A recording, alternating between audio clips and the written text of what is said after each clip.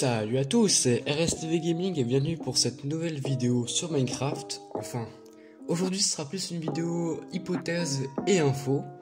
Comme vous le savez peut-être, chaque année Minecraft organise le Minecraft Live.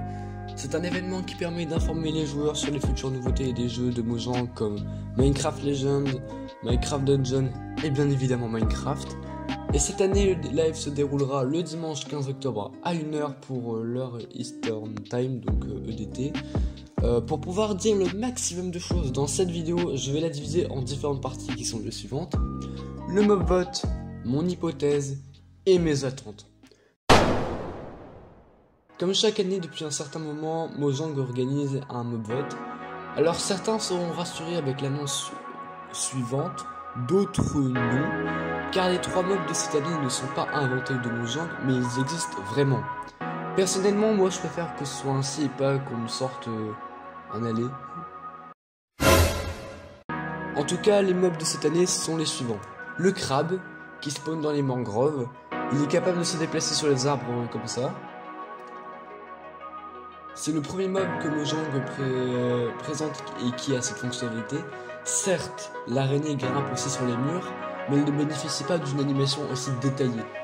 Le crabe droppera, je sais pas trop comment, à la mort, en utopécile, je sais pas comment on aura ça, mais il droppera une pince de crabe qui permettrait d'avoir une portée plus grande pour poser les blocs. On nous propose également cette année l'armadillo. Attendez, c'est quoi l'armadillo ?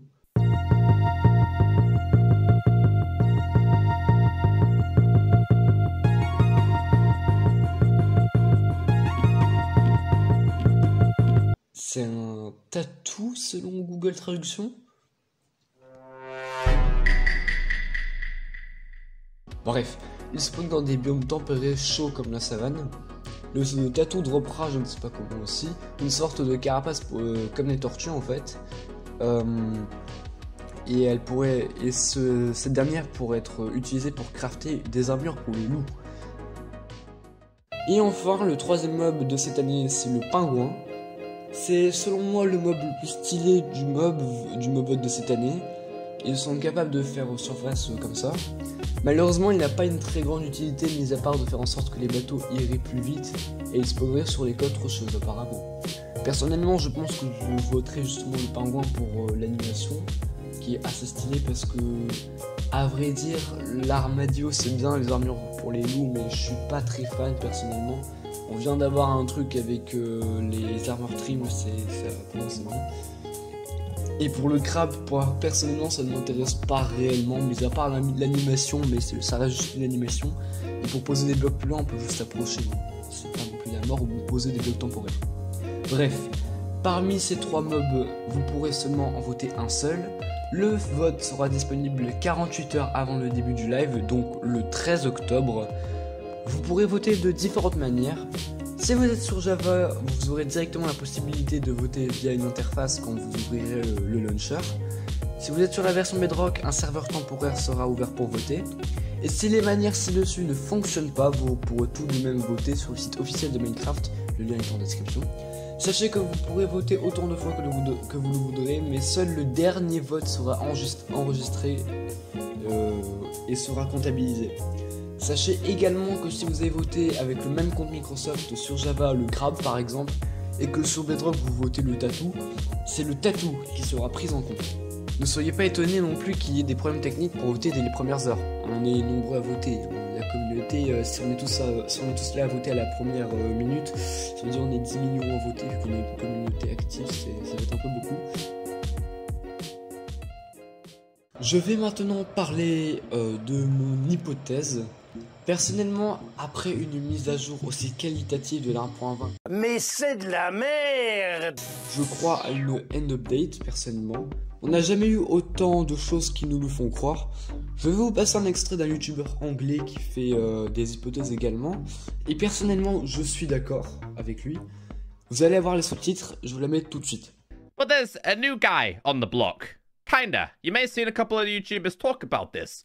I'm doing the same today. Over the past couple of days / 1 week, This account has become very active. Dan Gioni, once again a games industry insider. There was an important factor in Roger Badgerman's profile picture. His profile picture was a badger, which was actually a reference to Minecraft Legends. Now, nobody really understood what that was, but it was actually kind of like a cryptic message to the Minecraft community. Dan Gioni, a couple of days ago, tweeted this: 21 teasers. The first one is coming soon. This is the first one that we were given by Dan Gioni. It is like a black hole, a hole emoji, and it was quoted in brackets 1/21.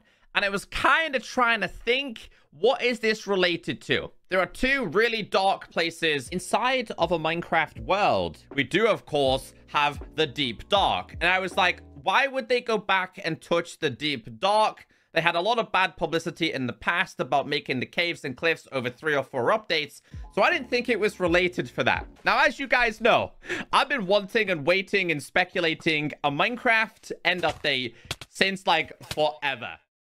Déjà, quand on voit cette séquence, pourquoi il y aurait une sorte d'alien sur le profil du gars qui justement publie ce tweet?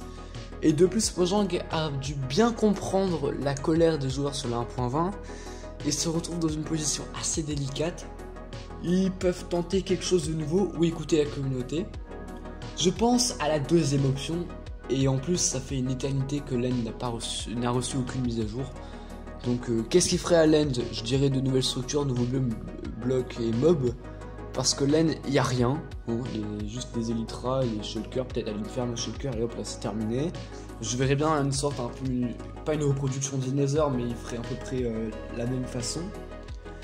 Bref, j'ai parlé du Mobot et de mon hypothèse. Je vais parler maintenant de mes attentes de cette année. Elles ne sont pas trop élevées si Mojang applique ce que la communauté attend. La première, une mise à jour bien faite et bien peaufinée. Je pense que la très grande majorité d'entre vous ont le même avis. La deuxième, faire ce qu'ils annoncent. Les mises à jour suivantes, 1.17, 1.18 et 1.19 ont eu ce problème de ils annoncent quelque chose qui n'ont pas sorti. Et la dernière, qu'elle convient à tous les types de joueurs sur le jeu. Parce que par exemple les joueurs aventuriers, ils n'ont pas eu beaucoup de choses récemment. Hein. Mis à part des nouveaux biomes, mais il n'y a pas de réels nouveaux défis. Donc que la mise à jour convient à tous les types de joueurs sur le jeu, donc les builders, les redstoner, les PvP players, les speedrunners. Évidemment, j'en oublie, il y en a encore plein d'autres, mais il faut que vous ayez votre part dans cette mise à jour, en tout cas, plus que jamais, parce que c'est pas ouf là avec ce qui se passe en ce moment. Bref, je me doute bien que ce n'est pas facile, que chaque année, il faut sortir de nouvelles features qui fonctionnent pour un PC gamer, un petit iPhone ou encore une Switch, parce que les performances sont différentes, donc il faut toujours tout optimiser, enfin c'est un peu embêtant. Mais la communauté Mojang, elle n'est pas très joyeuse en ce moment, donc il va falloir se donner. Sinon, c'est la fin de cette vidéo, j'espère qu'elle vous aura plu. C'était RSTV Gaming, abonnez-vous si ce n'est pas encore fait. Likez, partagez la vidéo avec vos amis qui pourraient peut-être aimer le contenu que je propose. D'ailleurs, si cette vidéo atteint 15 likes, je ferai un compte rendu sur le Minecraft Live de cette année. Je précise bien le Minecraft Live, s'il rajoute des mises à jour, s'il rajoute des nouvelles entre deux, je ne le ferai pas. Mais 15 likes, je ferai un bilan pour Minecraft sur le Minecraft Live de cette année. Et sinon, sur ce, je vous dis tout simplement